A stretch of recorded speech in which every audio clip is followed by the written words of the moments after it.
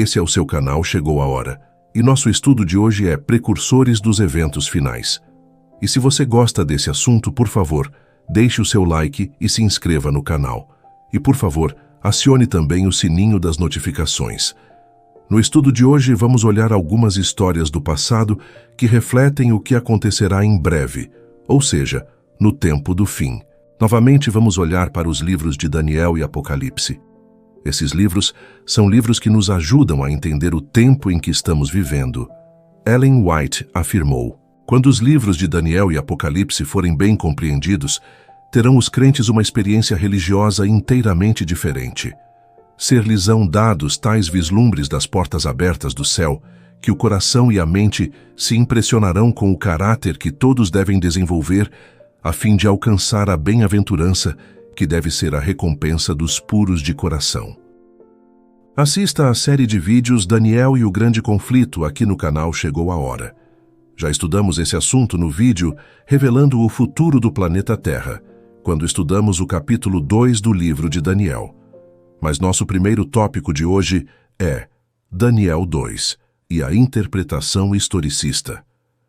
Existem diferentes maneiras de estudar as profecias da Bíblia Sagrada. Os estudiosos da Bíblia distinguem 4 abordagens principais para a interpretação do livro do Apocalipse. A abordagem historicista considera a profecia como uma cronologia de eventos históricos desde o tempo do profeta até o estabelecimento do reino de Deus na terra. Veja em nossa linha do tempo. A profecia é dada no tempo do profeta e se cumpre ao longo da história. A abordagem preterista afirma que tudo basicamente se tornou realidade no passado, no tempo dos apóstolos. Ou seja, tudo já se cumpriu no tempo passado, no tempo do profeta. Depois temos a abordagem futurista. Ela afirma que a maioria das profecias ainda será cumprida no futuro, pouco antes da segunda vinda. Nessa abordagem, o estudioso olha para o cumprimento das profecias ainda no futuro. Claro que tem profecias que ainda não se cumpriram, mas nessa maneira de estudá-las, quase todas elas ainda vão se cumprir no futuro, próximo à volta de Jesus. E, finalmente, a abordagem idealista usa a revelação como um símbolo, uma descrição da luta entre o bem e o mal, que observamos em qualquer fase da história. A abordagem idealista, no contexto da profecia bíblica, especialmente do Apocalipse, interpreta as visões e imagens como simbólicas e não literais, representando a batalha espiritual entre o bem e o mal ao longo da história, e não como previsões específicas de eventos futuros. Ou seja, é tudo simbólico. Os adventistas do sétimo dia utilizam a abordagem historicista no estudo das profecias. O primeiro tópico de nosso estudo é Daniel 2 e a interpretação historicista. Para uma melhor compreensão das profecias da Bíblia, eu as tenho colocado em uma linha do tempo, e Daniel 2 serve como base para entendermos outras profecias de tempo da Bíblia. Lembro a vocês de acessarem o vídeo revelando o futuro do planeta Terra. Aqui no canal Chegou a Hora, para uma compreensão completa dessa profecia. Mas vamos relembrar resumidamente o que é estudado em Daniel 2. Em Daniel 2, temos a história do sonho de um rei da Babilônia chamado Nabucodonosor. Nesse sonho, ele viu uma grande estátua. Ele chamou os sábios do reino para que interpretassem o sonho. E Daniel, profeta de Deus, recebeu de Deus a interpretação. Como vimos, Deus estava mostrando ao rei o futuro. Na verdade, a lição comenta que essa é uma das profecias mais poderosas de toda a Bíblia. Escrevendo mais de 500 anos antes de Cristo, o profeta predisse a história mundial, começando em seu próprio tempo na Babilônia, e depois passando pela Média Pérsia, Grécia, Roma e a divisão de Roma nas nações da Europa moderna. No sonho de Daniel 2, aparece uma estátua com diferentes metais que significavam reinos que para nós está no passado, mas para Daniel estavam no futuro. Quando o rei sonhou com essa grande estátua, Daniel disse ao rei: o grande Deus revelou ao rei o que vai acontecer no futuro. Certo é o sonho, e fiel é a sua interpretação. Isto está em Daniel, capítulo 2, verso 45. A cabeça de ouro da estátua simbolizava o reino da Babilônia. Daniel disse: O Senhor, ó Rei, é a cabeça de ouro. Daniel 2:38. Mas Babilônia passou, e no ano 539 a.C. surgiu um novo império, o Império Medo-Persa. Na estátua, esse reino era simbolizado pelo peito e braços de prata da estátua. Esse reino também passou, e em 331 a.C. surge o Império Grego. A Grécia era simbolizada pelo ventre de bronze. A Grécia também passaria como de fato passou, e no ano 168 a.C. surge o Império Romano, que na estátua era simbolizado pelas pernas de ferro. Chegamos então aos pés da estátua, que eram feitos de uma mistura de barro e ferro. Daniel disse: Quanto aos pés e aos dedos dos pés que o Senhor viu, que eram em parte de barro de oleiro e em parte de ferro, isto significa que esse será um reino dividido. Daniel 2, verso 41. No ano 476 de nossa era, o Império Romano se dividiu no que no futuro seriam os países da Europa. E como o barro não se liga com o ferro, os países não se ligariam um ao outro. Vivemos nesse período, o período dos pés da estátua. E qual é o nosso futuro, de acordo com Daniel 2? O que vem a seguir? Uma pedra destrói os reinos terrestres e Deus implanta um reino eterno. Isso acontece por ocasião da segunda vinda de Cristo. Nunca estivemos tão perto desse evento na história profética. E é por isso que esse canal se chama Chegou a Hora, porque acredito que estamos muito próximos da volta de Jesus. A profecia afirma que os países ficariam divididos até o momento em que Deus interferisse e instaurasse seu reino eterno. Eu tenho repetido o que Deus disse através de seu profeta Amós. Certamente o Senhor Deus não fará coisa alguma, sem primeiro revelar o seu segredo aos seus servos, os profetas. Amós capítulo 3, verso 7. Deus sempre avisa o que fará. A lição comenta que as profecias se cumprem ao longo da história em uma sequência ininterrupta de impérios, começando na época do profeta e terminando no futuro, com o reino eterno de Deus.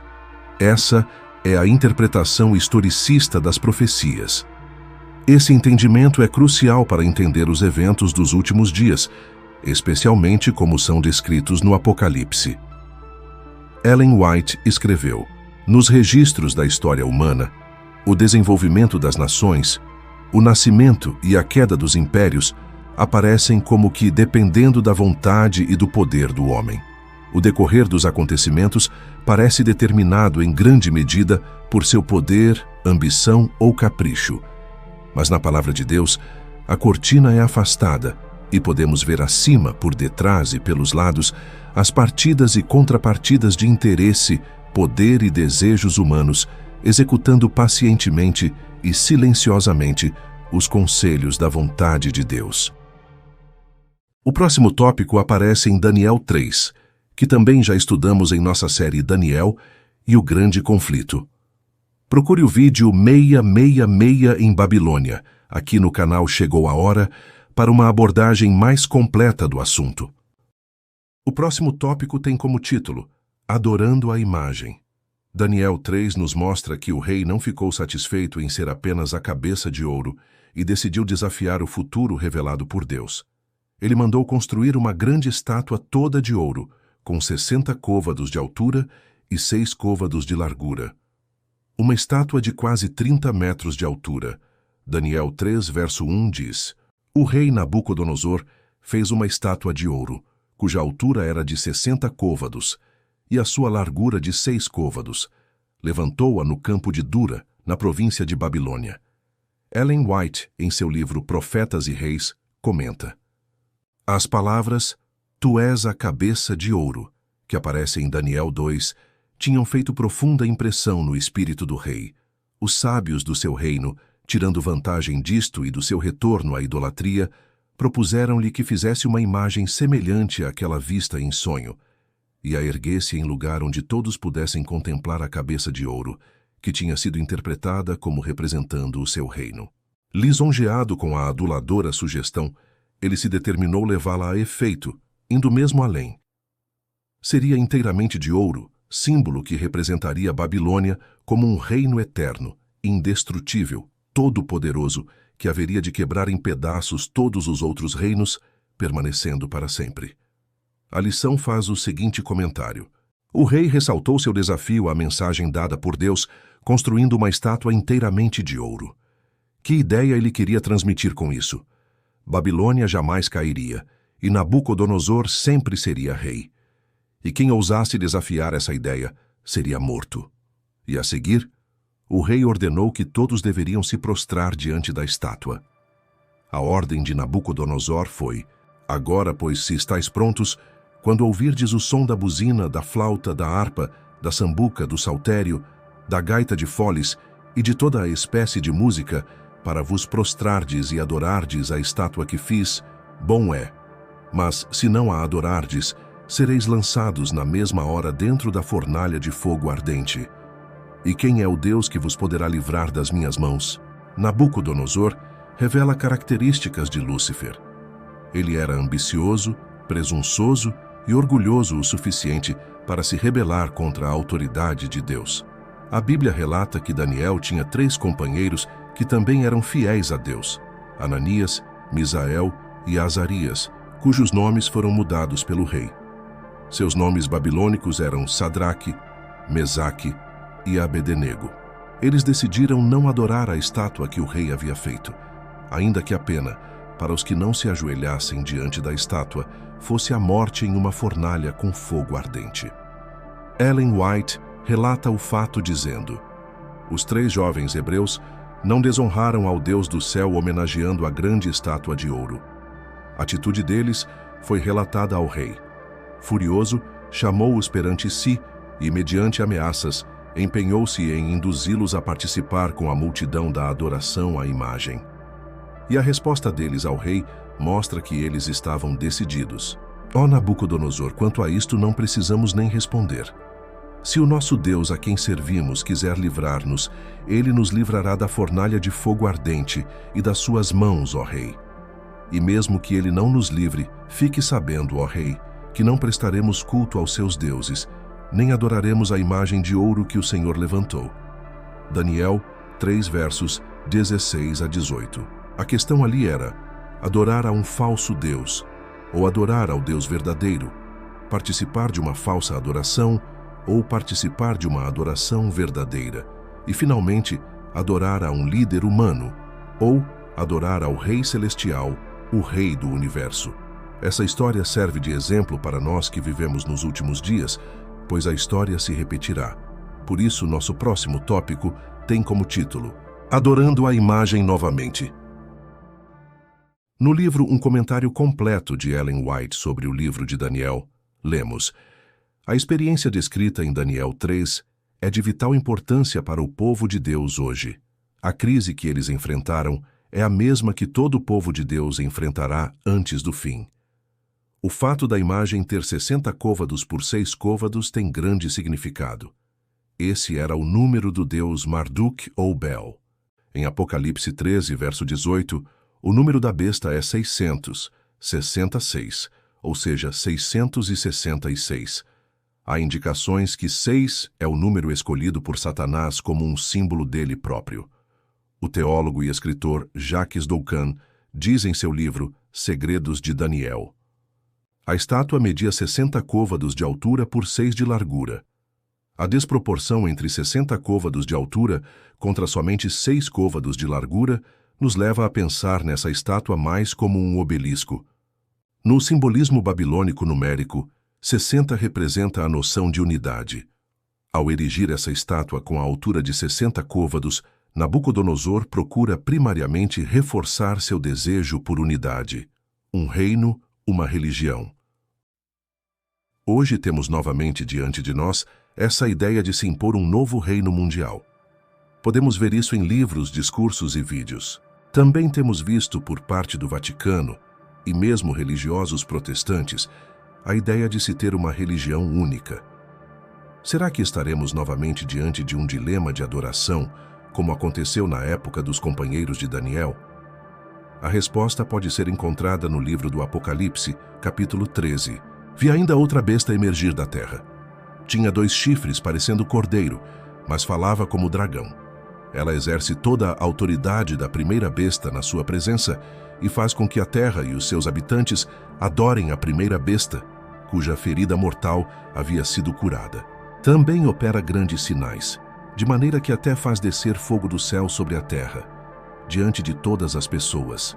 Seduz aqueles que habitam sobre a terra por causa dos sinais que lhe foi permitido realizar diante da besta, dizendo aos que habitam sobre a terra que façam uma imagem à besta, aquela que foi ferida à espada e sobreviveu.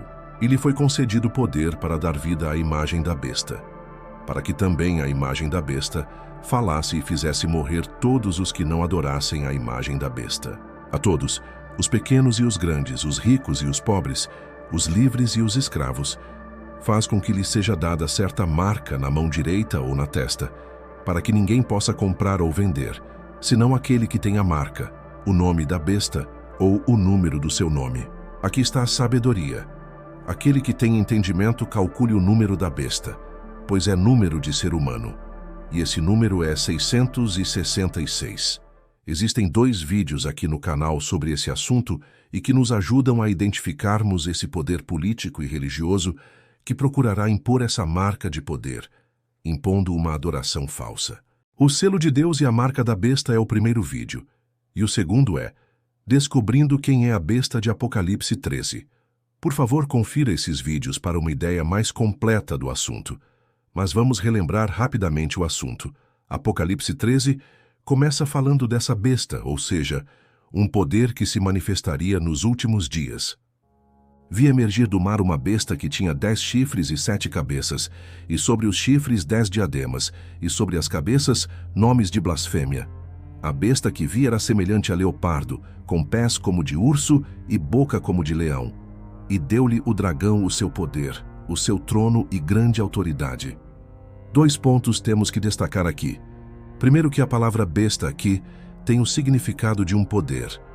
E já vimos ao estudarmos esse assunto que se refere ao poder político-religioso do Vaticano que se manifesta ao longo do tempo. Segundo ponto é que o dragão, identificado em Apocalipse 12 como o próprio diabo, é quem dá poder a essa besta, a esse poder. Outro ponto a destacar é que João diz que a besta que vi era semelhante a leopardo, com pés como de urso e boca como de leão. Ou seja, esse poder é uma continuação dos poderes que foram revelados em Daniel, capítulo 7. Na verdade, é uma continuação do poder romano. O poder romano que perseguiu no passado voltará a perseguir no futuro. Em Apocalipse 13 temos 2 grupos. Um grupo que recebe o selo de Deus e um grupo que recebe a marca da besta. Lembre-se de que o Apocalipse é um livro de símbolos. A marca da besta é um símbolo de rebelião contra Deus, de deslealdade ao governo de Deus. Os que se aliarem à besta receberão esta marca. No passado, Nabucodonosor, o rei de Babilônia, queria estar no lugar de Deus e ser adorado. No presente acontece a mesma coisa. É interessante notar que o Papa atual adotou o nome de Papa Leão XIV. No passado, o Papa que usou esse nome foi Leão XIII, e note o que afirmou em sua encíclica: Nós temos na terra o lugar de Deus Todo-Poderoso. Vivemos em um tempo em que a história se repetirá. A lição adverte: adoração não significa necessariamente curvar-se e oferecer incenso, embora possa incluir essas práticas. Adoramos tudo aquilo a quem prestamos lealdade suprema. Quando consideramos quem Deus é, nosso Criador e Redentor, então fica claro que somente Ele deve ser adorado. Adorar outra coisa é idolatria. A lição ainda menciona a perseguição que se seguiu após a morte de Jesus Cristo. Perseguição à Igreja Apostólica. O livro de Atos, no capítulo 12, descreve a grande perseguição que a Igreja de Cristo começou a sofrer em seu início. Por aquele tempo, o rei Herodes mandou prender alguns da igreja para os maltratar. Mandou matar à espada Tiago, irmão de João. Vendo que isto agradava aos judeus, prosseguiu, mandando prender também Pedro. E eram os dias dos pães sem fermento. Depois de prendê-lo, lançou-o na prisão, entregando-o a 4 escoltas de 4 soldados cada uma, para o guardarem. A intenção de Herodes era apresentá-lo ao povo depois da Páscoa. A lição comenta que a vida não era fácil para os cristãos do primeiro século.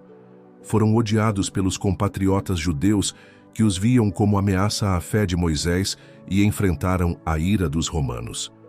E Ellen White diz que os poderes da terra e do mal se mobilizaram contra Cristo na pessoa de seus seguidores.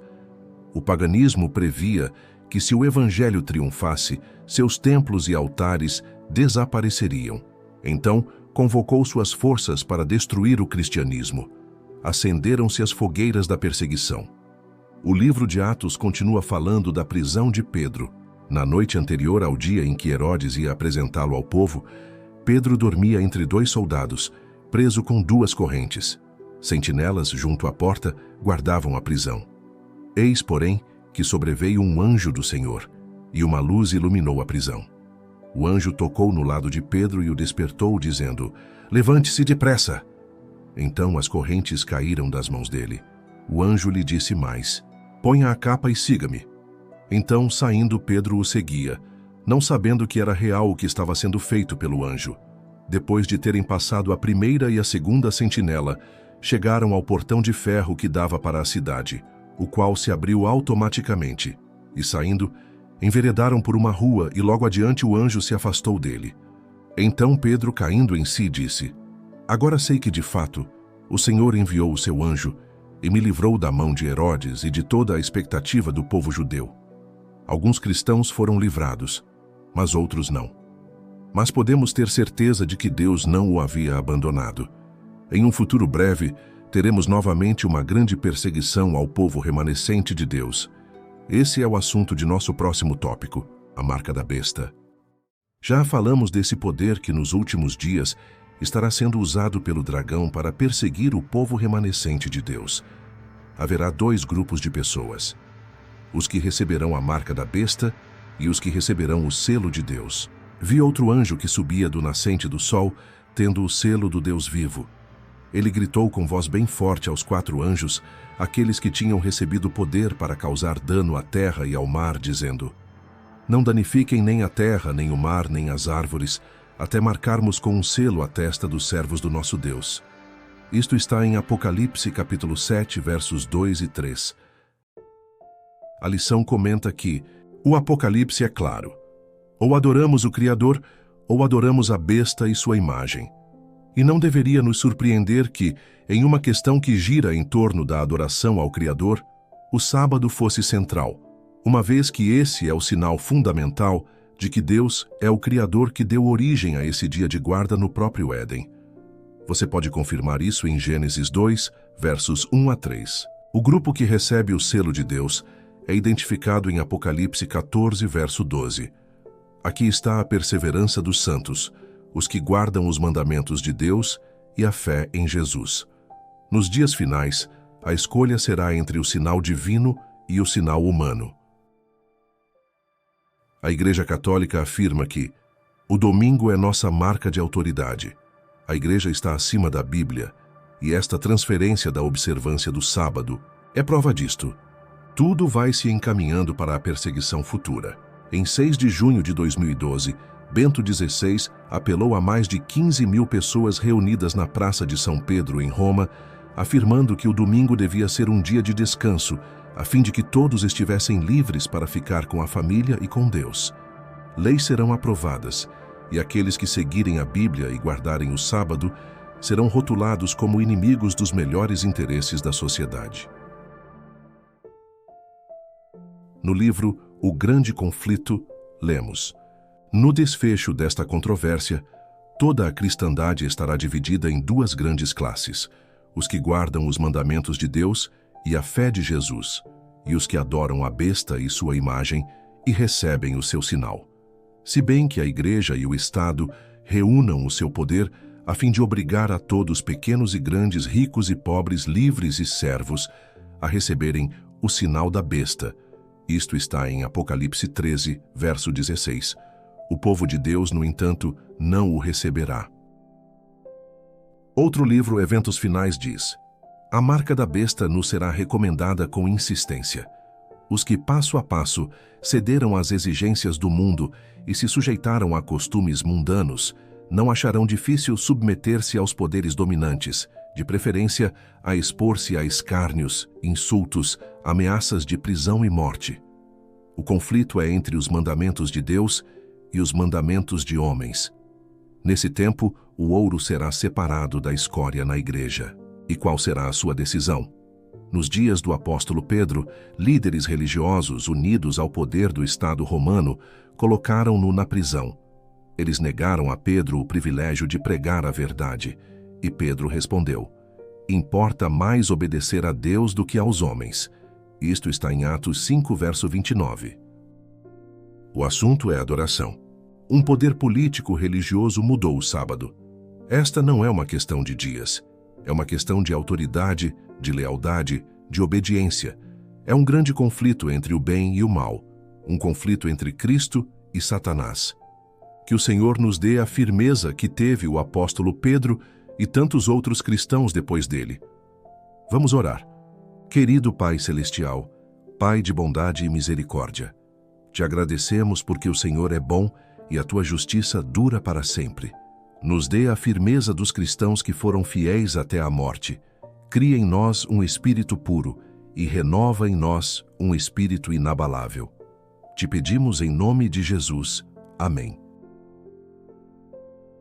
Se você gostou do vídeo, por favor deixe o seu like e compartilhe com outras pessoas, para que a bênção do Senhor vá para outros também.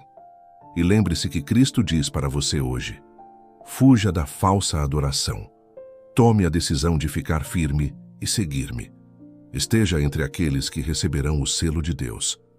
Lembre-se de nosso verso para memorizar de hoje, porque Deus não nos deu espírito de covardia, mas de poder, de amor e de moderação. Chegou a hora. Maranata. Amém.